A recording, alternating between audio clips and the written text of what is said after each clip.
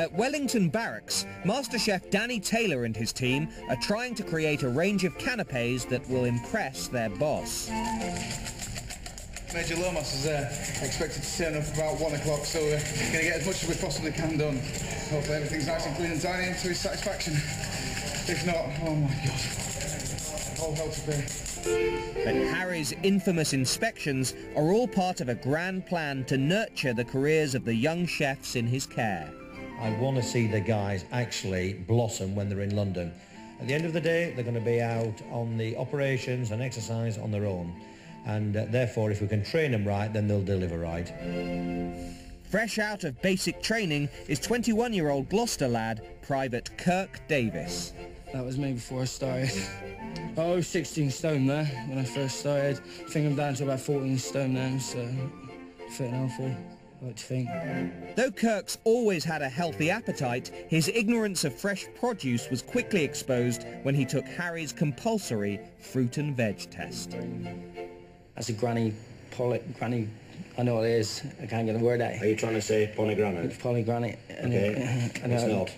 It's a fig. Is that a no, that's a mango, that the pomegranate, sir. No, so don't think about pomegranate. I asked him what the difference between a pink elephant and a newspaper was. He didn't know the difference, so I'm not going to send him out for a newspaper.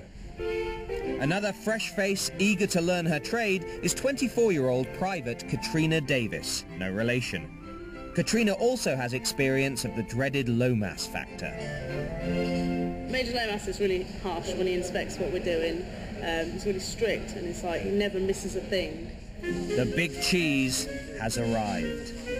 Dan is hoping to wow Major Lomas with classics such as petit prawn cocktail and small smoked salmon, and on a more adventurous note there's bite-sized burger and chips and tiny tuna salad niçoise. Okay, gents, see what we've got on today. But will the perfectionist boss of London District be dazzled by prawn and mange too?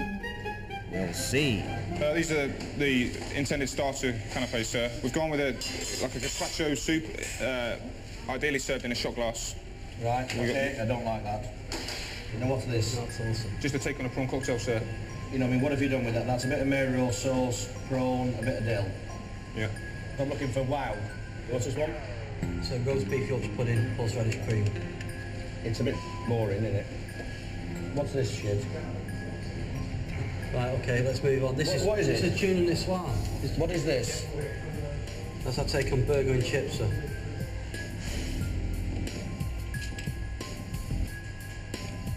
Okay, wrong bread. Yeah. Chips are too dark. Sauce is too strong. No flavour in the meatball. And no dressing on the bread. Apart from that, It's a winner. what's this? Okay, that's just basically a grilled halloumi with bacon and mango. Oh, right, okay, quite like that. Yeah. Good, you've won me over on that one. Right, so you're happy with almost one of them? I'm nearly happy with one of them. Nice try, Danny, but no cigar. With the canapé night fast approaching, Harry's got a plan. Not too impressed, but I think I'm going to take the guys down to Borough Market and we're going to see if we can source some good produce. And we need to lift the canapes, you know, I mean, about 200% before I can put those out on Wednesday. Borough Market at London Bridge has been selling top quality produce since the 13th century, making it the capital's oldest food market. The ideal place for Harry's apprentices to find inspiration. Personally, if I was just walking around, I probably would never try them in my life, because some of the foods do look quite off-putting. It's all about continual professional development. It's my job really to make sure that this lot learn from people who are on the market here about the products. Do you like blue cheese? Eat it. Hang on. Yeah, I've not brought you down here to look at it. Get it eaten. It's not that strong. I mean, it's not too sort of... What's it taste like? It hasn't got those harsh flavours. The answer is nice. It's good.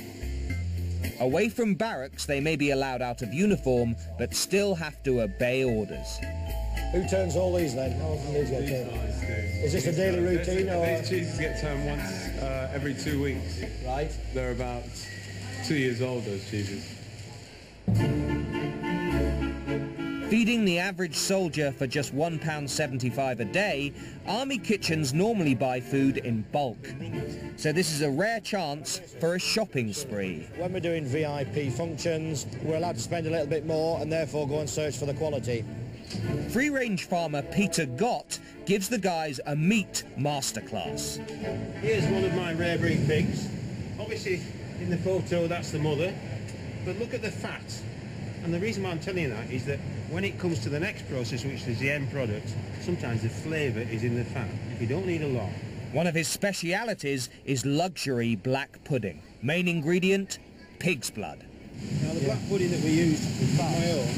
And sometimes people put it together with things like scallops. I don't think black pudding, so you have to... You'll be surprised. I'm quite interested in your reaction, actually. Is it all right?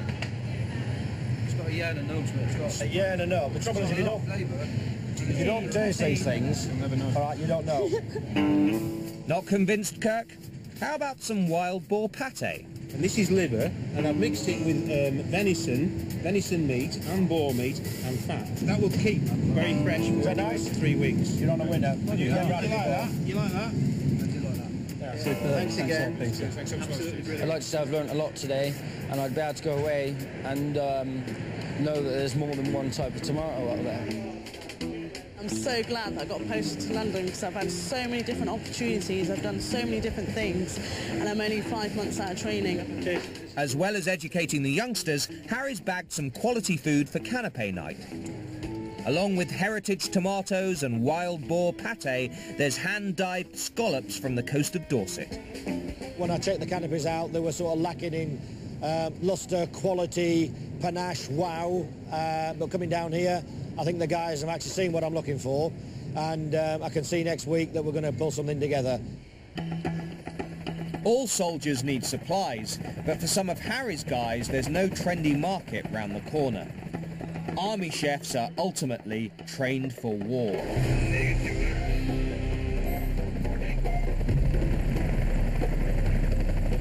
In Afghanistan, 100 chefs feed 6,500 British troops. Despite working under the daily threat of mortar fire, there's no compromise with quality. The old saying is you eat with your eyes, so if it looks nice, you've won half the battle. The chefs here don't have it easy. The heat in these kitchens can go above 50 degrees centigrade. This is everyday life for the Army chefs deployed throughout the country, especially those in the more remote forward operating bases, or FOBs. You can never forget what's outside, so you have to be vigilant at all times, and probably more so when the guys are going out on patrols. Master Chef Simon Hewitt of the Coldstream Guards runs the kitchen at Bob Price in the middle of the volatile Helmand province.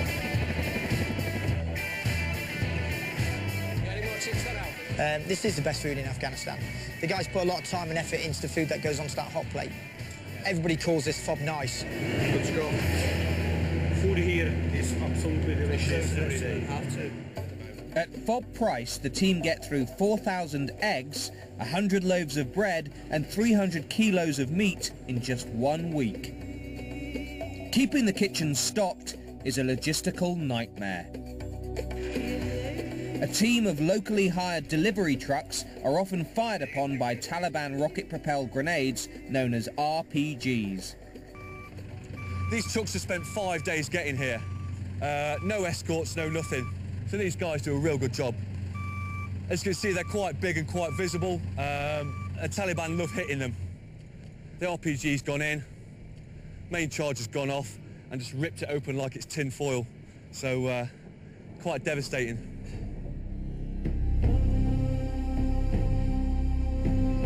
A week earlier, 3 Allied soldiers were killed by a suicide bomber in nearby Gereshk town, putting Fob Price on a heightened state of alert. Right, fellas, good morning. It's been assessed that there could be up to a further 3 suicide vests in the Gereshk area, but you should be aware that clearly that is a threat to this camp. it does hit home, especially when it is somebody you know, somebody you were chatting to the night before. But you pay your respects and you move on. Master Chef Hewitt and Sergeant Andy Edwards now have the hazardous task of making sure these trucks aren't carrying a deadly cargo. Our rations arrived yesterday. We leave them out there for a soak period to make sure there's obviously no IEDs or anything on a timer. We're going out now to obviously search them. With numerous trucks delivering to Fob Price each week, the first task is to verify the identity of the vehicle. Ours will have a yellow or blue tag or orange on it, plastic, and then typed into that is a serial number, which we've got a list from check off. So to make sure we bring the right vehicles in.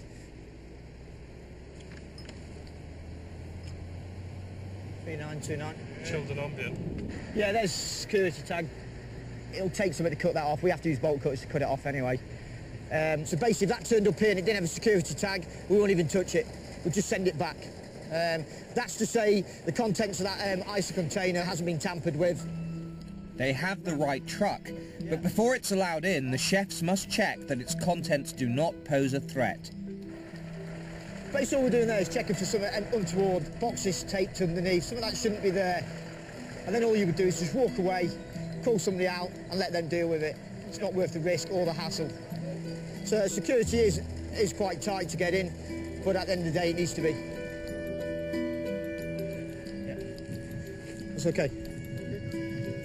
Satisfied that the truck contains only his much-needed rations, Master Chef Hewitt can escort the vehicles inside to unload. The potential danger of a booby-trapped truck getting in means they check, check and check again. We go out, the vehicles get checked and bring the rations in, and they get checked probably 3 times before they actually come into camp. Because the worst thing that could ever happen is a vehicle-borne explosive device to actually come into this camp. Back home in London, his canapés back on track, Major Harry Lomas is turning his attention to a summer banquet for the Army chef's own top brass. And he's pulled off a coup, securing as his guest of honour celebrity chef Jamie Oliver. Throughout the course of the year, if we're doing any functions, any competitions, anything like that, I always get one of Jamie's books as a prize for the guys. And I have to say, you know, I mean, I've learned a couple of bits off Jamie myself. I know that everybody who comes doesn't come because of me, they come because of Jamie. And I think he likes a bit of the pomp and ceremony that we lay on as well. The food will be cooked by a team from 15, the restaurant founded by Jamie Oliver. But as part of their ongoing training, Harry's Army chefs will get the chance to work alongside some of the best in the business. Probably nervous. He's got experience and he's nervous. I've just got in the kitchen. I've been in the kitchen 4 weeks. The rookie of the bunch is Private Kirk Davis, who wasn't exactly the star pupil at Army Catering School. It's going to take a few years, I think, to become a good veg cutter by the looks of this. I can't get my custard to go thick. I'm not too good with the pastries. I'm a bit heavy-handed when it comes to the pastries. At 15, each of the Army chefs is assigned to a different section of the kitchen to learn the skills they'll need to cook up the feast. One recruits on pastry, another's helping make fresh pasta, and Kirk Davis is sharpening up his knife skills in the butchery section. Right, so then you've got a little knuckle just here. If you feel on this bone here, it'll start moving around. Yeah? You put your knife into that knuckle, nice and gently, and it'll just come flying off. Right. Keeping an eye on the Army's finest is Warrant Officer Mark Nottingham. But it looks like he hasn't been keeping a close enough eye on Private Davis. I was skinning some lamb legs and I slipped the knife and cut my finger. Right, Private Davis, what are you going to have to then? But actually, I can see you've cut Apart from butchering myself. What are you shaking for? Let's have a look. Yeah, I'm a bit worried I'm going to take my hands off. I'm taking 2 fingers. Right, I want to see some saw action from you, Chef. What I suggest you do is buy yourself a saw, get a log, and start practicing how to saw. Agreed? You cut yourself twice? Yes. Meanwhile, Lance Corporal George Bethune is shown the secrets of asparagus risotto. Just keep it moving. Shaking the pan releases the starch from the rice, producing a creamier risotto. That's how you want it, before you go on to rest, when it's coming together like that. Pretty quick and that, it's simple really, when you see how it's done, and it should go down pretty well. But will the Army chefs be able to rise to the big occasion? I think coming here today, there's a 1 in a million chance that I've got to absorb as much as I can. So next week, when the pressure's on, I can just crack on with my job. Coming up, will 15's finest be defeated by some ageing Army equipment at Comberbeer Barracks? It's getting too hot and it's making oil burn and obviously go dirty. Obviously the presentation looks shit.